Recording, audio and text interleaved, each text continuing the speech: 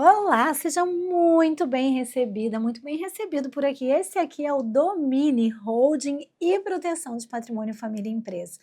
Eu sou a Simone Tassinari Cardoso e esse domínio aqui é sobre doação com cláusula de reversão para terceiros. Gente, por que eu quis conversar sobre esse assunto e para que eu quis conversar sobre esse assunto? É muito importante no planejamento sucessório e na holding que a gente tenha opções de como colocar uma terceira pessoa na nossa vida para que a gente possa pedir para essa pessoa fazer coisas para quando a gente não esteja mais aqui. E recentemente o STJ se manifestou autorizando que a gente revertesse bens em favor de terceiras pessoas. E aí eu quero conversar com vocês qual foi o motivo que levou, porque muita gente publicou errado no Instagram, muita gente que são aqueles advogados generalistas que não estudam, não se posicionam corretamente, nem são especialistas, aí publicaram equivocadamente. Então eu separei para nós uma decisão, separei para nós material para que vocês possam saber do que se tratava, mais do que isso, para que vocês possam resolver isso. Eu vou mexer aqui no microfone, a galera da técnica vai à loucura, só para botar ele mais para cima. E aí a gente vai, então, olhar para esse assunto. Ah, Simone, do que tu tá falando? Do que se trata? Para que serve esse quadro Domini, né? Para que a gente possa ter uma comunidade de advogados que se centram na proteção, advogados que são especialistas em proteção de patrimônio, família e empresa. Então, são advogados que, ao invés de querer montar uma holding só por montar, ou ao invés de querer, vamos dizer, tirar dinheiro das pessoas, o que eles querem é resolver de verdade problemas das pessoas, o que eles querem é entregar uma solução verdadeira, o que eles querem é entregar valor para as famílias, porque para eles a gente tem uma articulação entre a importância, primeiro, gente, das pessoas em primeiro lugar, em segundo lugar das relações, então a gente protege as relações e por último a gente vai proteger o dinheiro. E quando a gente fala, gente, de legado, a gente está falando desse tipo de coisa. Então, quando eu uso a expressão legado, eu não tenho legado nenhum se eu não tiver uma pessoa ou pessoas aqui, se eu não tiver relações entre essas pessoas e se eu tiver ali, se eu não tiver algum tipo de patrimônio para proteger. Então, pensar no legado de alguém é pensar numa estrutura de proteção das pessoas, de proteção das relações e do próprio patrimônio. O que a doação tem a ver com isso? E por que estamos trabalhando com as doações agora em reversão em nome de terceiro? Vocês já sabem que o nosso Código Civil, ele tem uma autorização para que a gente possa fazer a reversão da doação. Então, eu vou procurar lá, só me dá um tempinho que eu vou procurar aqui onde que está especificamente essa questão das doações. Vamos dar uma olhadinha lá comigo, então. Doação. Considera-se doação o contrato em que uma pessoa, por liberalidade, transfere o seu patrimônio, bens ou vantagem para outra. Caracteriza o contrato de doação, gente, o empobrecimento. Então, o empobrecimento do doador e o enriquecimento do donatário. É assim que funciona a doação. Eu não tenho doação se eu não tenho o empobrecimento aqui do doador, certo? É preciso que eu tenha isso. O doador pode fixar um prazo ao donatário para declarar se ele aceita ou não essa liberalidade, desde que o donatário, ciente do prazo, não faça dentro dele a declaração e entender-se-á que ele aceitou. A doação feita em contemplação de merecimento de donatário não perde esse caráter de liberalidade, como também não perde a doação remuneratória. Então, a gente pode fazer dois tipos de doação. Para compensar alguém de alguma coisa, então, eu vou fazer a doação desse apartamento porque fulana cuidou de mim até o leito da morte. Ou eu vou fazer a doação desse carro porque fulano passou no vestibular. Então, eu tenho uma doação pelo merecimento do donatário. E ainda é liberalidade, tá? A doação a gente faz por escritura pública, quando a gente tem valores superiores a 30 salários mínimos, e a gente faz por instrumento particular com valores inferiores a 30 salários mínimos. A doação verbal, ela é válida, gente, se ela for somente sobre bens móveis de pequeno valor. E se a gente entregar, porque o que caracteriza o contrato de bens de pequeno valor imóveis é a tradição, é a entrega. Então, nós temos que ter, para ter contrato particular, pequeno valor e entrega da coisa. A doação feita ao nascituro valerá sendo aceita pelo seu representante legal. Se o donatário for absolutamente incapaz, dispensa-se essa aceitação, desde que se trate de doação pura, ou seja, nós não temos um encargo, nós temos uma doação pura, a pessoa recebe o bem e eras isso. E a doação de ascendente para descendente ou a um cônjuge importa em adiantamento de herança, e a doação em forma de subvenção periódica ao beneficiado extingue-se morrendo o doador, salvo se este outra coisa dispuser, não pode ultrapassar a vida. A doação feita em contemplação de casamento futuro, feita para certa e determinada pessoa, pelos nubentes, ela não pode ser impugnada por falta de aceitação. O doador, e é essa aqui a nossa cláusula de reversão, ó, pode estipular que os bens doados voltem ao seu patrimônio se este sobreviver ao donatário. Não prevalece cláusula de doação em favor de terceiro. E é essa cláusula aqui que eu quero conversar com vocês. Olha aqui para mim. O que acontece neste Código Civil atual? A gente pode, e é muito comum na holding que isso aconteça, estipular. Vamos imaginar que eu seja mãe e que eu esteja fazendo uma doação para o meu filho. Estou doando o quê? Cotas sociais, certo? Ou estou doando um bem qualquer que seja. Então, é muito comum que a gente faça a doação dos bens para o filho. E aí, também é comum que eu clausule esta doação com a reversão, dizendo o quê?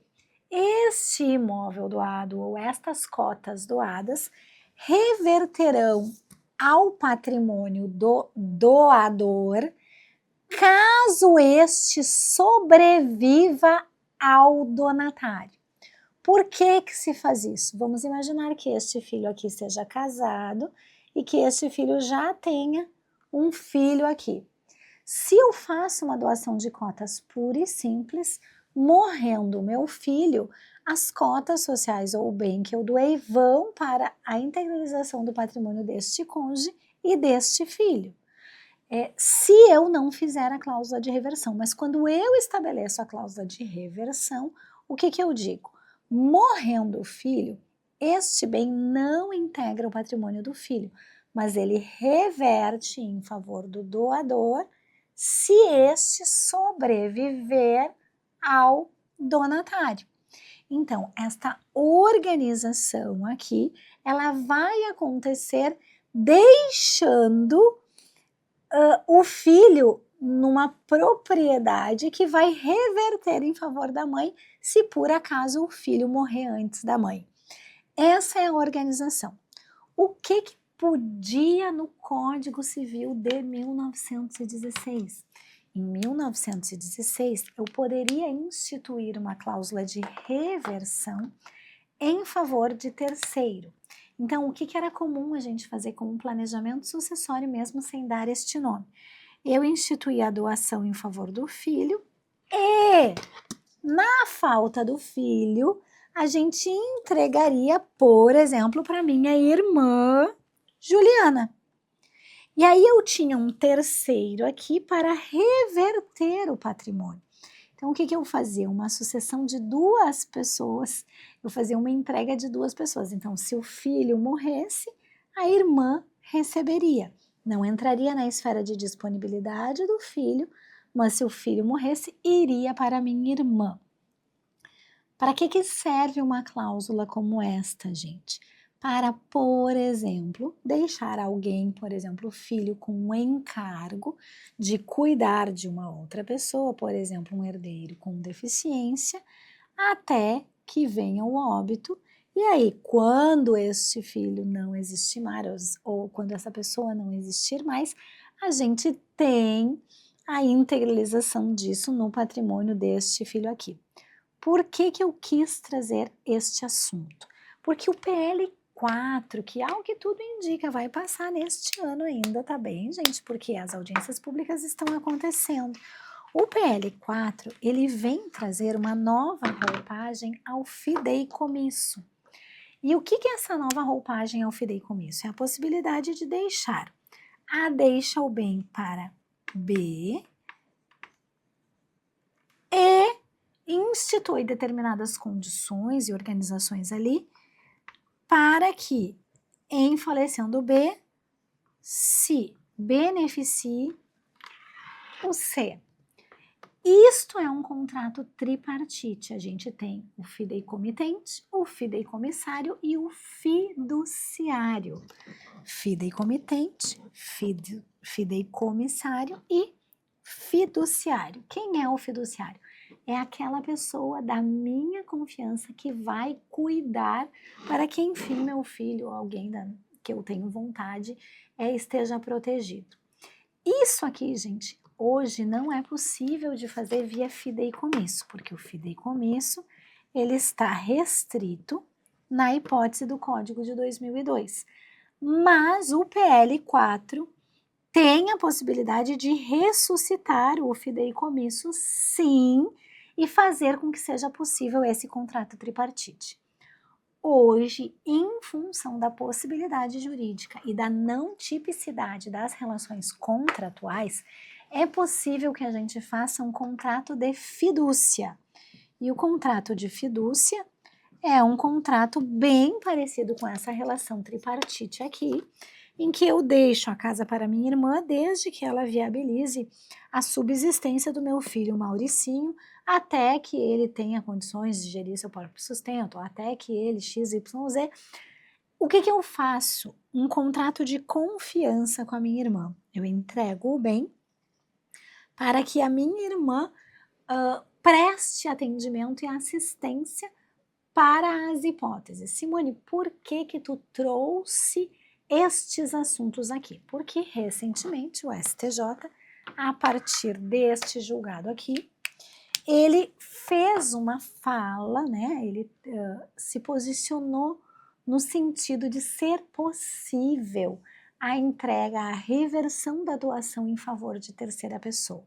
Mas qual era a situação jurídica? Aqui, gente, eu vou ter que fazer um parênteses, que é para separar as pessoas que são advogados especialistas das pessoas que não são especialistas e ficam multiplicando informação errada por aí. Então, assim, se você tem vontade de ser especialista, tá com a advocacia trancada por algum motivo, ou simplesmente quer saber onde é que você pode melhorar, entre em contato com a minha equipe, pede a sua DDA, que é o seu diagnóstico de advocacia, para que você saiba qual das 7 áreas da advocacia você vai precisar atacar para que você saiba como progredir, como melhorar na advocacia. Agora, se você não tem vontade de saber nada disso, tá xereteando um conteúdo na internet, tudo bem, tá aqui, né, tá disponível para você, tudo certo aqui. Beleza, vamos olhar para o nosso acórdão, peraí. Tomar meu cafezinho aqui. O que diz o nosso acórdão, tá?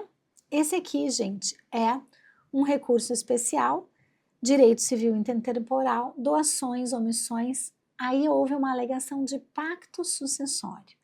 Não ocorrência. Doação inoficiosa. Não ocorrência. Cláusula em favor de terceiro.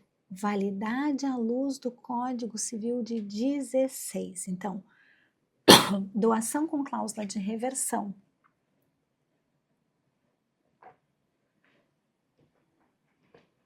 Podia ser instituída sim no Código de 16. O que aconteceu aqui? A doação tinha uma cláusula de reversão e implementou-se a condição na vigência do Código de 2002. O que aconteceu neste caso, tá? A gente teve uma doação com uma reversão para terceiro. Então, olha aqui o que aconteceu. Eu doei, certo? Doei de A para B e reverti em favor de C, terceiro, certo?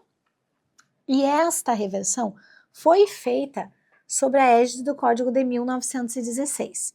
Só que eu tinha uma condição para reverter, certo? E aí a condição aconteceu na égide do Código de 2002. E aí a pergunta é, pode reverter em favor de terceiro ou não pode reverter em favor de terceiro. Os advogados não especialistas, olhem aqui para mim, disseram que não pode porque está sob a égide do Código de 2002. E outros leram ainda só a chamadinha e disseram assim, STJ disse que pode reverter sim em favor de terceiro. Gente, nenhuma das duas questões está correta, então muito cuidado. Primeiro, Código Civil de 1916 pode reverter em favor de terceiro porque tudo certo. Se a condição estabelecida estiver sob a égide do Código de 2002, foi isso que o STJ disse que é possível manter a cláusula, ou seja, esta cláusula não é uma cláusula nula, ou seja, pode sim ir para o C. Então, qual é a ordem que a gente tem para a gente sistematizar esse conteúdo? Se você é meu aluno da especialização, gente, a aula de doação tem isso, certo? Tem as cláusulas de reversão. Óbvio que a gente não está trabalhando com o Código Civil de 1916, porque a gente, na maioria dos casos, não tem isso. Mas esta explicação ela vai ser muito útil para vocês. Então, vai lá na aula de doação e dá uma olhada nesse assunto. O que aconteceu aqui? O Código Civil de 1916, então, estabeleceu o contrato tripartite com reversão. Então, REV, botei um quadradinho do REV aqui, tá? Código Civil de 16, REV, contrato de reversão. Só que entrou em vigor o Código Civil de 2002 e aí tirou o REV. Não pode mais REV. E a pergunta foi, o REV, a reversão instituída em 16, pode valer aqui em 2002, considerando que essa legislação de 2002 diz que não pode instituir cláusula? O que o STJ se posicionou? Disse, pode sim. Esta cláusula não é nula. E por que essa cláusula não é nula? Porque na época da sua instituição, existia a possibilidade sim de reverter para a terceira pessoa. E se eu podia reverter para terceiro, é o terceiro que tem que ficar com o bem. O que aconteceu aqui? Os outros herdeiros queriam que o patrimônio voltasse para o Montemor e ajuizaram esta ação dizendo que esta cláusula não poderia ser aplicada, que nós tínhamos uma situação de impossibilidade de aplicabilidade dessa reversão em favor de terceiro. Só que a pessoa que falece, ela deixou a reversão em favor de terceiro. E aí sim entendeu que cláusula firmada a partir de um regramento jurídico de possibilidade sobreexiste, sim, revertendo em favor do terceiro. Então, os herdeiros não têm direito a reclamar este bem por conta de estar sob a égide do Código Civil de 2002. Simone, tem alguma parte especial do acórdão que tu gostaria que a gente acessasse, que a gente compulsasse, que a gente observasse com mais tranquilidade? Eu quero mostrar para vocês ali, ó. Aqui a gente tem uma ementa bem detalhada, certo? Ó, considerar a cláusula de reversão em favor de terceiro como pacta corvina implicaria corolário lógico a vedação de reversão. Então, não é pacta corvina, portanto, não é nula, certo? Isso está na ementa. E aí eu selecionei e botei aqui pra gente o inteiro teor desse julgado, que na data que eu estava gravando isso aqui não estava disponível assim para todo mundo. E aí eu quero que vocês vejam aqui, deixa eu localizar aqui o pacto sucessório. Olha lá, a gente está aqui enfrentando a questão do pacto sucessório e explicando que, de verdade, essas teses aqui foram todas levantadas no acórdão. E aqui, gente, para que serve para o advogado especialista? Peguem essa parte do julgado e aprofundem. Olhem aqui para mim. O advogado especialista, ele sabe reconhecer quando tem pacto sucessório e quando não tem. E o aclarar do STJ, dizendo que neste caso não tem pacto sucessório, mesmo com o Código de 2002, ele indica uma certa mudança de posicionamento, admitindo que a autonomia privada da pessoa que estabelece a reversão tem valor. Isso significa dizer que nós elevamos o valor do planejamento sucessório na ordem jurídica brasileira, que nós elevamos a possibilidade jurídica de implementar situações sucessórias que antes nós não podíamos. E aí vocês vão me dizer, mas Simone, agora que a gente está olhando para isso, olhando aí para essas questões, isso tem alguma coisa a ver com a gente assim que entrar em vigor? A alteração do Código Civil, a alteração do Código Civil de 2002? Sim. Sabe por quê? Duas questões. Primeira hipótese é que o fideicomisso, sim, o fideicomisso, ele vai ser possível de ser realizado. E número 2, a gente vai poder ter a chamada sucessão contratual. E essas duas possibilidades, do fideicomisso e da sucessão contratual, elas abrem um campo de proteção da nossa advocacia, que é da advocacia do advogado que quer efetivamente entregar resultado, do advogado especialista. Porque a advogada que é a advogada comum, que não está interessada em resultados, ela não está olhando para essas duas possibilidades como mais instrumentos para organizar a vida dos seus clientes. Já a advogada que é especialista e que está com o DDA em dia, com as 7 áreas devidamente organizadas, sabe que juntando a ideia de fideicomisso e a ideia de sucessão contratual, vai ter mais condições de implementar para os seus clientes mais um oceano azul que vem aí pela frente. E aí, gente, eu quero chamar a atenção de uma terceira coisa, que é o quê? As sunset clauses, ou seja, as cláusulas do pôr do sol. Que cláusulas são essas do pôr do sol? Vou desenhar um solzinho aqui pra gente. Essas cláusulas, elas se encerram a partir do momento em que eu disciplinar que elas devem se encerrar. Porque são cláusulas que têm uma validade e uma eficácia condicionada àquilo que eu declarei. Então, se você está declinando de ser um advogado ou uma advogada generalista e quer ser uma advogada especialista, gente, dá uma olhadinha no PL4 nessas questões aqui de fideicomisso, sucessão contratual, nessas cláusulas do pôr do sol. Ah, Simone, como é que eu vou acessar esse material? Como é que eu faço?